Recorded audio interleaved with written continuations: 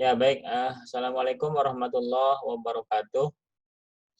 Waalaikumsalam warahmatullahi wabarakatuh.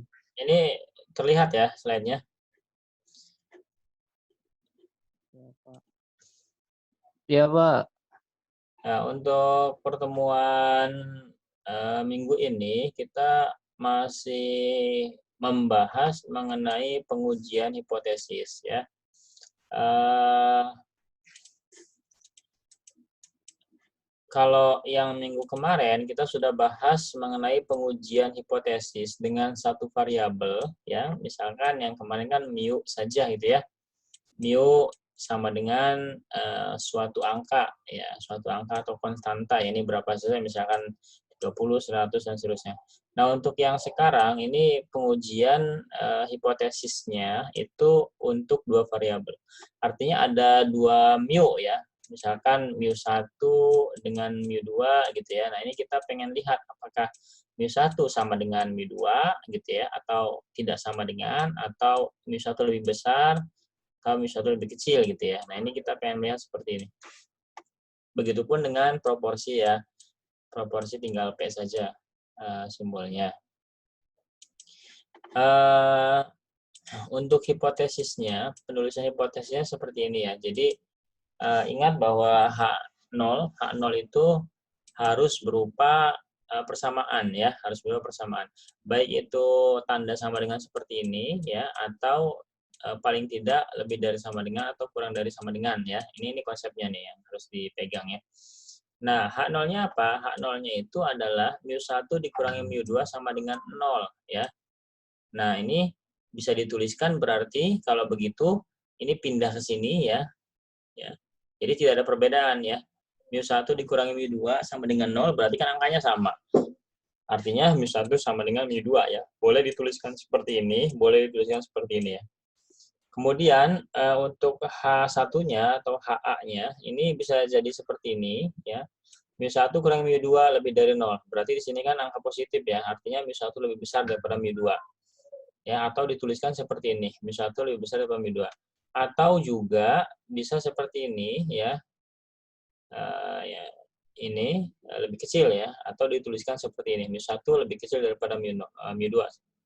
Ya, atau juga H1-nya seperti ini tidak sama dengan ya. Atau juga ini bisa dituliskan mu1 tidak sama dengan mu2 gitu ya. Nah, seperti itu ya. Untuk contohnya,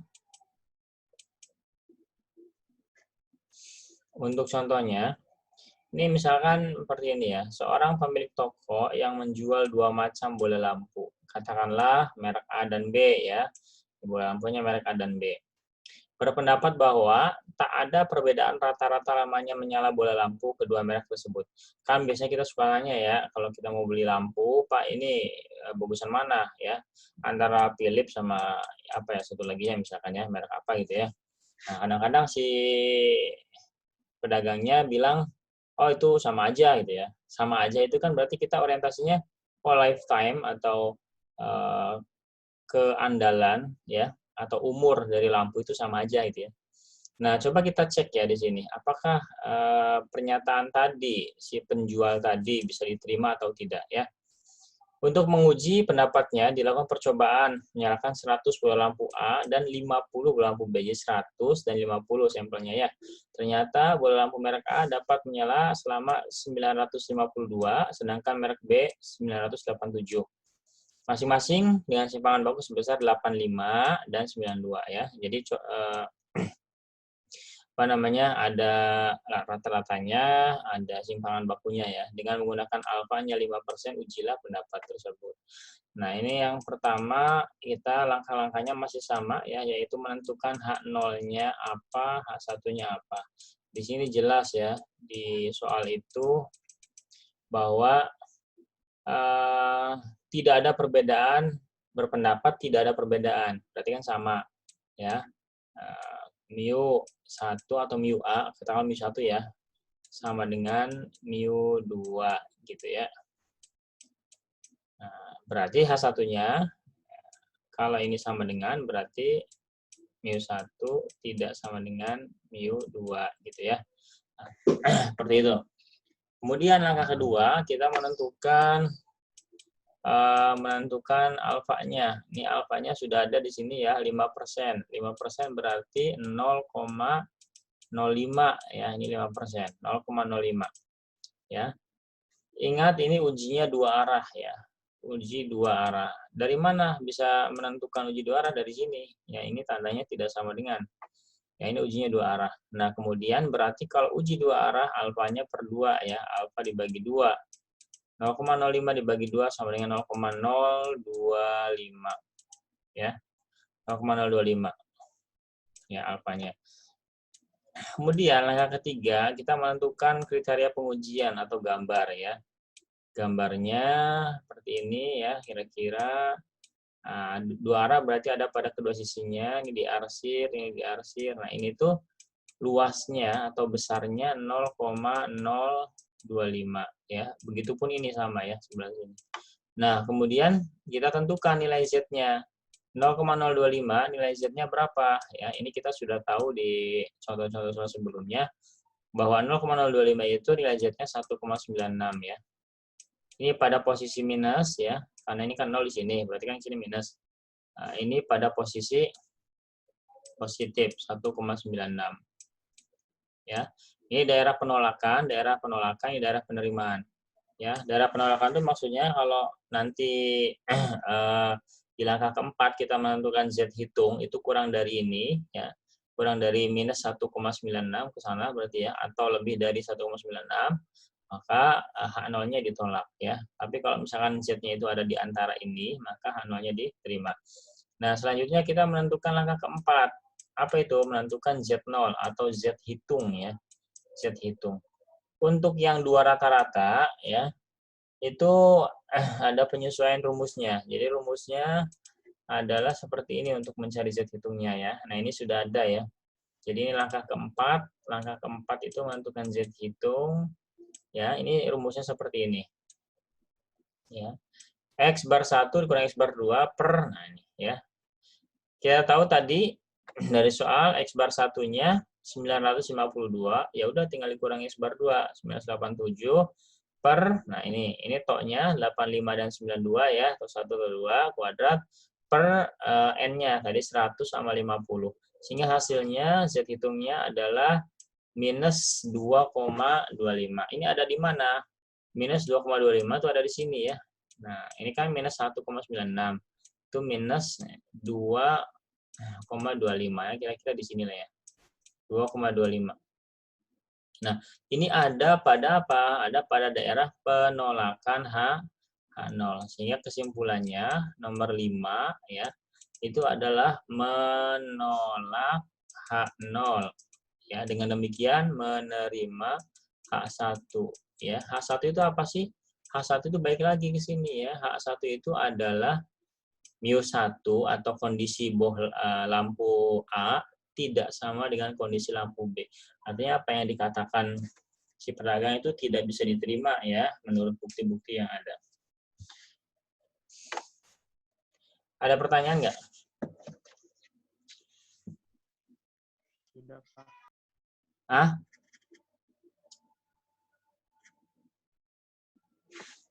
Belum ya? Silakan kalau mau di print screen ya. Ini belum. Nanti saya upload materinya ya. Apa yang saya jelaskan saya upload di e-learning. Tinggal nanti dibaca lagi aja. Pelajarin lagi. Nah, ini ada ya. Ada contoh lagi. Seseorang menduga bahwa rata-rata jam kerja buruh di daerah A lebih besar daripada daerah B.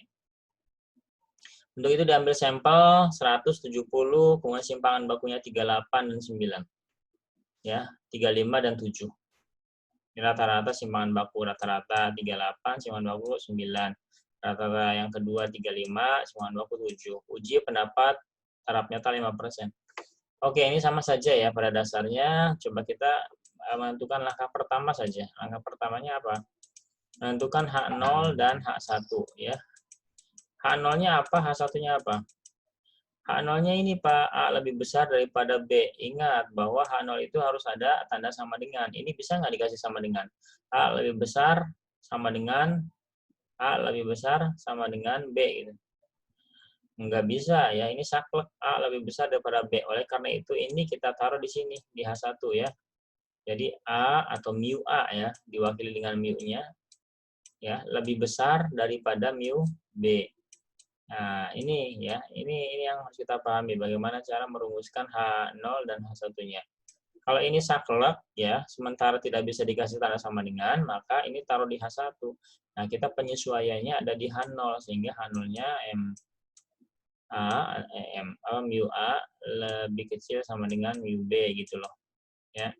Langkah kedua samalah ya, ini berarti satu arah. Langkah ketiga berarti mencari atau menggambarkan kriteria pengujiannya.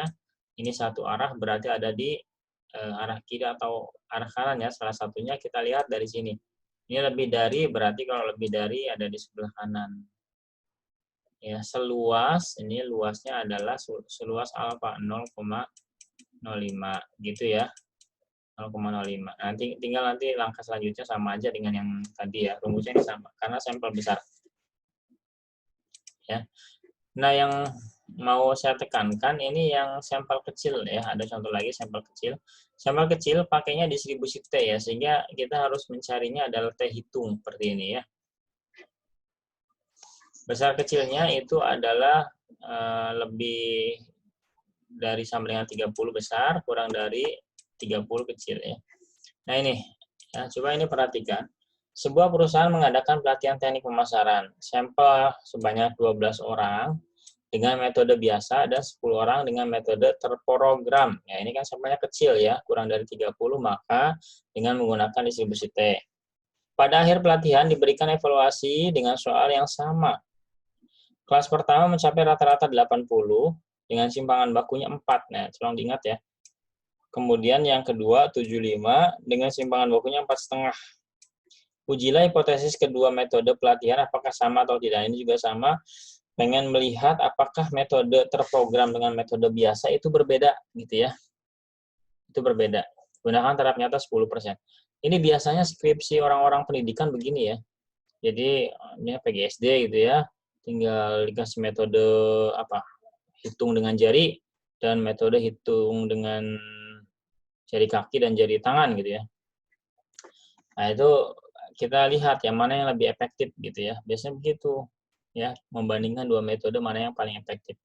Atau juga kita pengen membandingkan misalkan improvement yang kita lakukan ya, apakah ada perubahan atau tidak. Nah, ini bisa kita cek dengan menggunakan apa namanya, pengujian, hipotesisnya diuji ya. Oke. Nah, ini gimana ya? Nggak gimana-gimana, sama aja ya. Nah, langkah pertama ya, H0-nya apa, H1-nya apa.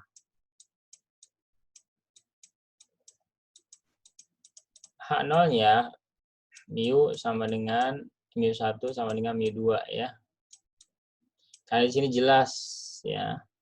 Dia, nah ini pelatihan apakah sama atau tidak ya, sama atau tidak. Ya udah berarti H0-nya sama dengan H1-nya berarti mu1 tidak sama dengan mu2 gitu ya. Paham ya? Paham, Pak. Ya, lanjut ya. Langkah keduanya apa? Langkah keduanya kita menentukan taraf nyata atau signifikan level ya. 10% alfa 10%. 10% berarti 0,1 ya. Sehingga alfa per 2-nya sama dengan 0,05 ya. Ini dua arah kan? Ujinya dua arah. Dua arah. Oke. Langkah ketiga gimana? Ya nggak gimana-gimana ya. Langkah ketiga tinggal tulis saja langkah ketiga di sini.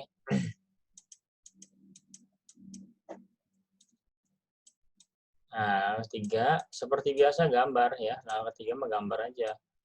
Ya. Baik distribusi Z atau T sama-sama kurvanya normal ya. Gini ya. Nah, ini. Kira-kira begini. Ini sebesar apa? Sebesar atau seluas 0,05 ya. 0,05. Ini pun sama ya, sama. Nah, kita lihatnya jangan di tabel Z ya, yaitu tabel T. Kalau sekarang, kita lihat tabel T.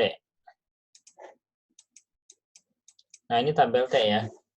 Tabel T ada DF ya. DF kalau N-nya cuma 1 tinggal N-1 ya. Ini kan N-nya 2. Ada 12 dan 10 tadi ya. Gimana cara mencari DF-nya? Nah, N1 plus N2 dikurangi 2 gitu ya. Berarti yang satunya 12 ditambah 10 dikurangi 2 berapa? 20 ya. Set. Nah, ini ya, temu 20 di sini. Kemudian tadi alfanya, alfa per 2-nya 0,05, alfanya 0,1 ya ini ya, 0,05 0,1. Nyari di mana ini ya? Ini ya, ini sorry ini. Ya. Yang di atas itu adalah alfa per 2 ya. Ini kadang-kadang tabel ada yang nggak ada keterangannya ya. Yang di atas itu alfa per 2, yang di bawahnya alfa ya. Jadi kalau kamu nyari jangan yang ini. Kalau yang ini berarti ini yang alfanya, ini yang alfa per 2-nya. Ini kan alfa per 2-nya 0,05, alfanya 0,1 ya, sehingga ini ya. Kita cari aja, set. Nah, kemudian temuin dengan yang ini. Nah, ini ketemunya ini ya. Jadi 1,724 sekian atau 1,725 lah ya, digenapkan. Ya udah berarti ini 1,7 berapa? 2 5, tapi minus ya, sebelah sini minus. Ini yang positifnya 1,725. Ini negatifnya, ini positifnya gitu. Oke. Nah, berarti tinggal langkah keempat gimana? Nah, keempat ya biasa aja ya, cari aja. Tinggal masukin ke rumus yang ini nih, rumusnya yang di atas. Ini ya, nah ini. Ini rumusnya ini. Kita tadi sudah ada sebetulnya ya, angka 4. Nah ini rumusnya ini. X1, X bar satunya berapa?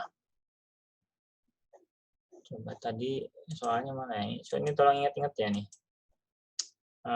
N1-nya 12, N2-nya 10, X bar 1 80, tok satunya atau S1S ya, ini S, sorry. S1-nya 4, X bar 2-nya 75, S2-nya 4,5. Mana rumusnya ini ya? Nah, rumusnya ini. X bar satunya berapa?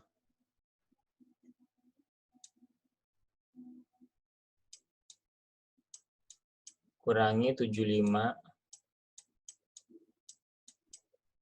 per, halo. Ya, Pak. Nah, ini S ini belum ada ya. Tadi adanya S1 dan S2. Ini adalah S gabungan, hanya S saja. Ini yang belum ada nih. Masih kita tuliskan aja dulu ya, S, nanti tinggal diganti angka. 1 per 12 ya, ditambah 1 per 10. Nah, ini berapa? Tinggal kita cari S-nya ya. Ini S-nya dari mana dapatnya? S-nya dari sini. Ini kan S kuadrat. Ya, kalau mencari S berarti ya kuadratnya hilang kan, S sama dengan ya akar. Gitu ya. Coba, ini berarti di sini S sama dengan akar N1 kurangi 1 berapa?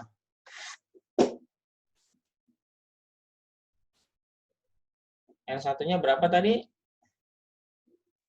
12. 12 kurangi 1, 11 ya. 11. Ya, 11. S1 kuadrat. S1-nya ini dikali ya, dikali 4 ya. 4 kuadrat. Ditambah N2-nya kan 10. Dikurangi 1, 9. Dikali 4,5 kuadrat. Ya. Per ini berapa? 20 tadi ya? 20, Pak. 20. Nah, sekarang hitung nih S-nya berapa. Silakan dihitung, saya tunggu ya. Hitung.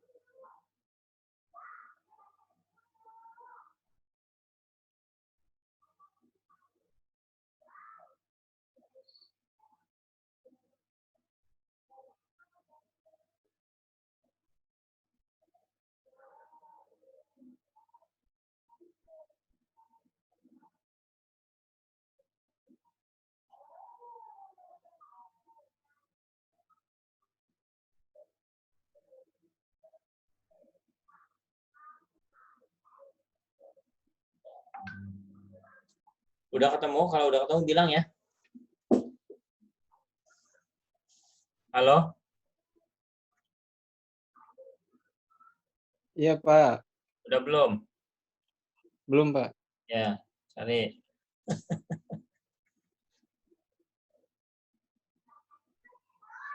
Sekarang kan malam Jumat ya.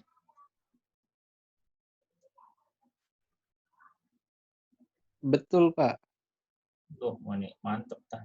Ngomong betul.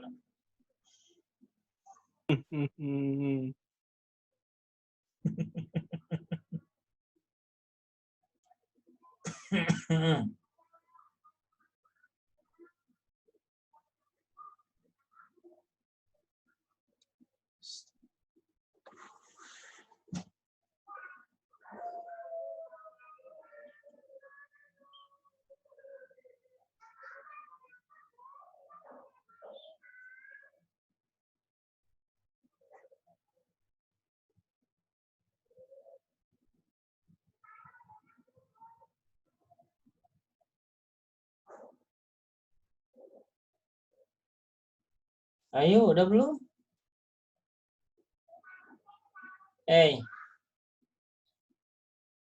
Ya pada tidur dah.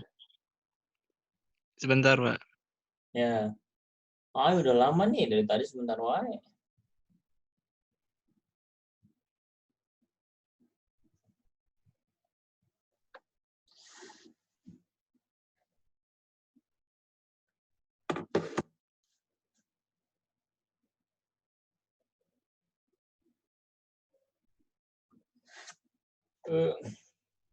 Ini kan 16 kali 11 berapa?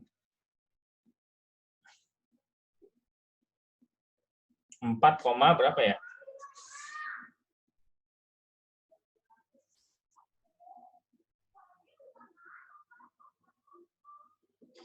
Ini 4, berapa ya? Ini yang sudah ketemu. 4,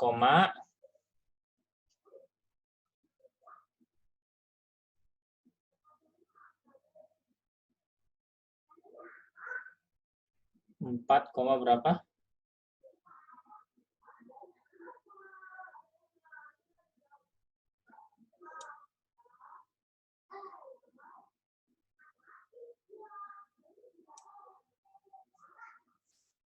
Empat koma berapa?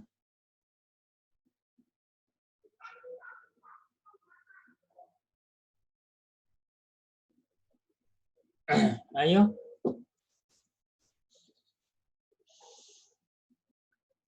Halo, 4, berapa nih?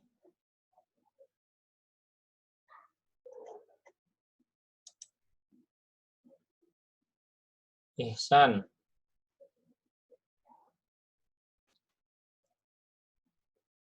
Ridwan Fauji, ada nggak orangnya? Ridwan Fauji, ayat tuh. Muhammad Khairul Rizki, ada nggak? Muhammad Singgi Maulana, ada nggak? Singgi mah aya, Pak, tadi ge. Hehehe. Yang itu tuh. Iya mohon, Pak, nu jadi dihitung. Aminullah, ayat tuh. Ada. Ihsan Maulana, ya. Muhammad Singgi tadi guysnya. Muhammad Khairul Rizki, ada nggak? Halo, Pak. Ayo, Petan. Bentar, Pak. Baru itu, Pak. Cedi. Ayo, Pak.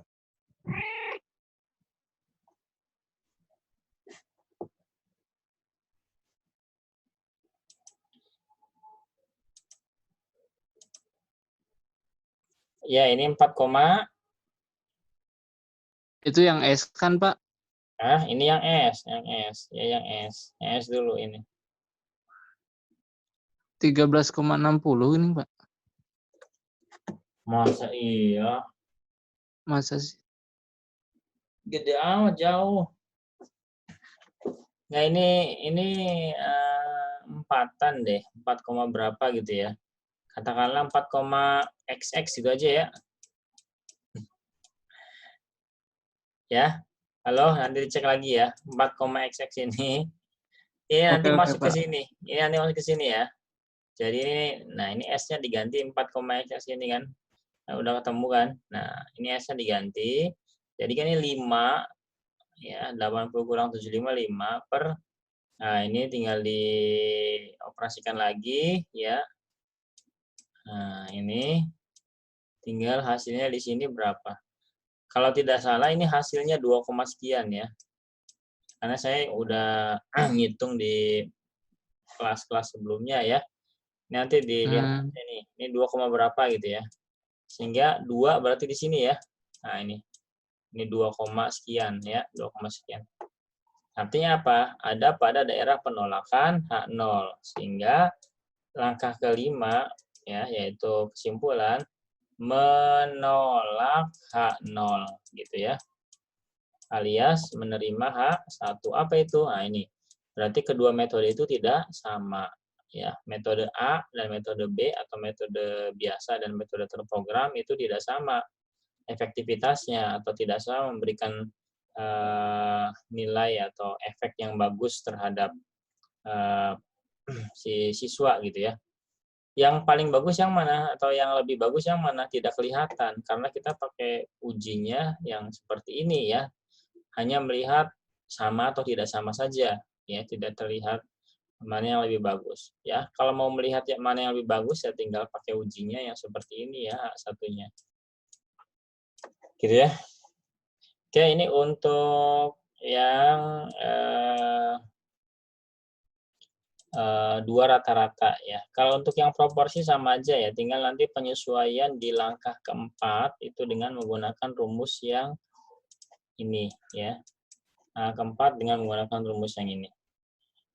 Sampai sini